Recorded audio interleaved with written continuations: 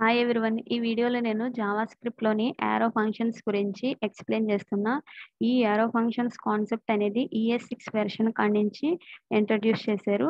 బేసిక్‌గా ఒక ఫంక్షన్‌ని క్రియేట్ చేయాలంటే జావా స్క్రిప్ట్‌లో మనం ఏం చేస్తాము, ఫంక్షన్ అనే కీవర్డ్ యూజ్ చేస్తాం. తర్వాత ఫంక్షన్ నేమ్ యూజ్ చేస్తాం. తర్వాత పారాంథసిస్‌లో ఫంక్షన్‌కి ఇన్‌పుట్స్‌ని కామా సెపరేటెడ్ చేస్తాం. కర్లీ బ్రేసెస్‌లో ఫంక్షన్‌కి సంబంధించిన కోడ్ అంతా రాస్తాం. కానీ మనం ఫంక్షన్ అనే కీవర్డ్ లేకుండా కూడా ఒక ఫంక్షన్‌ని క్రియేట్ చేయొచ్చు. అదే యారో ఫంక్షన్‌ని యూజ్ చేసి. ఇప్పుడు నేనిక్కడ ఫంక్షన్ అనే కీవర్డ్ తీసేస్తే మనకి ఎర్రర్ వస్తుంది. కానీ మనం ఈ యారో ఫంక్షన్ యూజ్ చేసి ఆ కీవర్డ్ లేకుండా కూడా ఒక ఫంక్షన్‌ని క్రియేట్ చేయొచ్చు. ఇలాంటి ఫంక్షన్‌కి ఒక్క ఫార్మే ఉంటుంది. కానీ యారో ఫంక్షన్స్‌కి మల్టిపుల్ ఫార్మ్స్ ఉంటాయి. వన్ ఆఫ్ ది ఫార్మ్ ఏంటి అంటే పారాంథసిస్ తీసుకోవాలి. ఆ పారాంథసిస్‌లో ఫంక్షన్‌కి సంబంధించిన ఇన్‌పుట్స్ అనేది కామాతో సెపరేట్ ఇవ్వాలి. యారో అని ఎందుకు చెప్తున్నామనంటే ఇలా ఇన్‌పుట్స్ పారాంథసిస్‌లో రాసిన తర్వాత ఇక్కడ యారో సింబల్ రాయాలి. ఈక్వల్ టు, గ్రేటర్ థాన్ ఇది యారో సింబల్. దీని తర్వాత కర్లీ బ్రేసెస్ పెట్టి అక్కడ మనకి ఈ ఫంక్షన్‌లో ఏది జరగాలనుకుంటున్నామో ఆ స్టెప్స్ అన్నీ ఈ కర్లీ బ్రేసెస్‌లో రాయాలి. సో, ఇప్పుడు ఇది యారో ఫంక్షన్.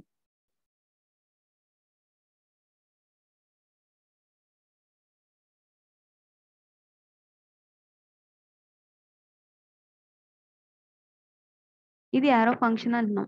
కానీ ఒక్ దీన్ని మనమైతే ఇలా రాయంగానే మనకి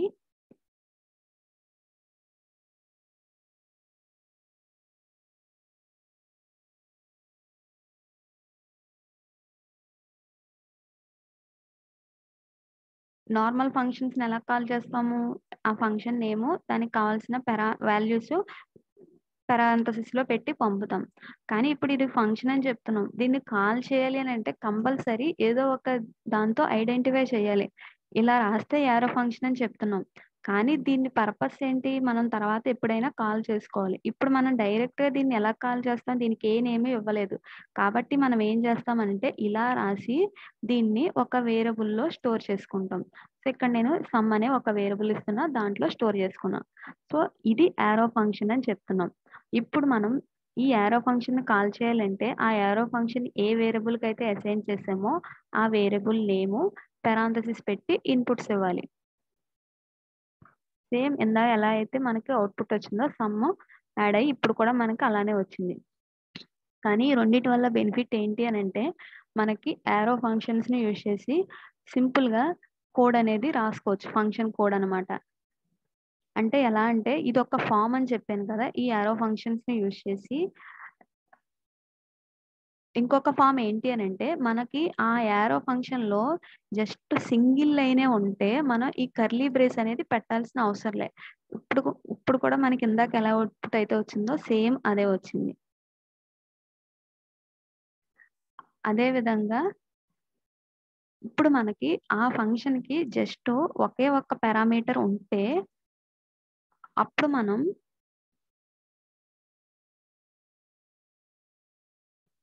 సో, ఇక్కడ నేను ఒక పారామీటరే ఉందని తీసుకుంటున్నా.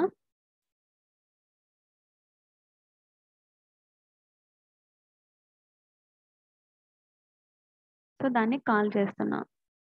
సో, ఇప్పుడు మనకేమైంది 7 యొక్క స్క్వేర్ వచ్చి ఇక్కడ ప్రింట్ అవుతుంది. ఇప్పుడు మనం ఒకే ఒక్క పారామీటర్ ఉన్నప్పుడు పారాంథసిస్ అనేది పెట్టవసరం లే. అదొక బెనిఫిట్ ఈ యారో ఫంక్షన్‌లో. సో, ఒకే ఒక్క పారామీటర్ ఉంటే డైరెక్ట్‌గా ఆ పారామీటర్ నేమ్ ఇచ్చినా వర్క్ అవుతుంది. కానీ ఈ నార్మల్ ఫంక్షన్స్‌లో ఎన్ని పారామీటర్స్ ఉన్నా ఖచ్చితంగా పారాంథసిస్ అనేది ఇవ్వాలి. సో, ఇప్పుడు నేను అది తీసేస్తే మనకి ఎర్రర్ వస్తుంది.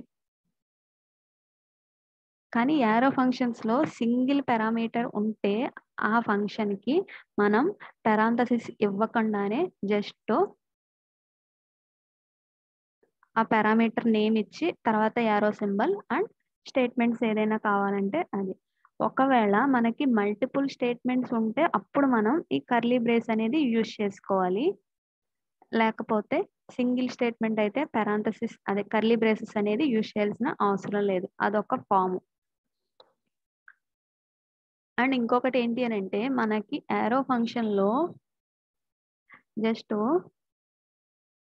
సింగిల్ స్టేట్మెంటే ఉంది. ఆ స్టేట్మెంట్ అనేది ఒక కంప్యూటేషన్ అని అనుకుంటే మనం రిటర్న్ చేయాల్సిన అవసరం లేదు. డైరెక్ట్‌గా ఈ ఫంక్షన్‌లో మనం ఏదైనా మాన్యుయల్‌గా రిటర్న్ చేస్తేనే అక్కడ రిటర్న్ అవుతుంది. రిటర్న్ A+B అని రాస్తేనే అక్కడ రిటర్న్ అనేది జరుగుతుంది. కానీ ఈ యారో ఫంక్షన్స్‌లో మనం సింగిల్ ఎక్స్‌ప్రెషన్ ఉంటే రిటర్న్ అనే కీవర్డ్ యూజ్ చేయకపోయినా పర్వాలేదు. డైరెక్ట్‌గా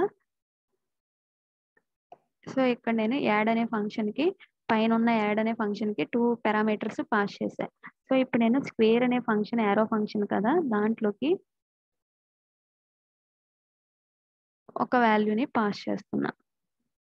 సో, ఇక్కడ నేను రిటర్న్ అనే స్టేట్‌మెంట్ రెండిట్లోనూ యూజ్ చేయలేదు. ఇక్కడ మాత్రమే యూజ్ చేశాను. ఇక్కడ నేను జస్టు రిటర్న్ స్టేట్‌మెంట్ పై దాంట్లో తీసేస్తున్నా.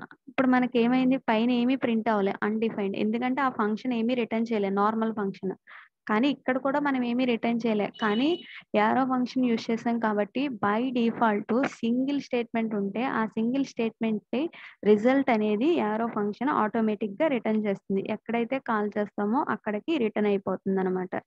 సో, సింగిల్ పారామీటర్ ఉంటేనేమో పారాంథసిస్ పెట్టవసరం లేదు. అండ్ సింగిల్ స్టేట్‌మెంట్ ఉంటేనేమో కర్లీ బ్రేసెస్ పెట్టవసరం లేదు. అండ్ సింగిల్ స్టేట్‌మెంట్ ఉంటే రిటర్న్ కూడా చేయాల్సిన అవసరం లేదు. ఇలా పెట్టినా పర్వాలే, పెట్టకపోయినా పర్వాలేదు. సో, దీనివల్ల మనకి బెనిఫిట్ ఏంటి అనంటే ఈ ఫంక్షన్ సింగిల్ లైన్‌లో అయిపోయింది. సింపుల్ స్టేట్‌మెంట్స్‌తో రాసాం. ఇక్కడైతే మనకి ఇలా 3 లైన్స్‌లో రాయాల్సొచ్చింది. అండ్ కోడ్ అనేది నంబర్ ఆఫ్ లైన్స్ ఎక్కువవుతుంది నార్మల్ ఫంక్షన్స్‌లో. మనం సింపుల్ స్టేట్‌మెంట్స్ ఇలా యారో ఫంక్షన్‌ని యూజ్ చేసి రాసుకోవచ్చనమాట. Thank you for watching.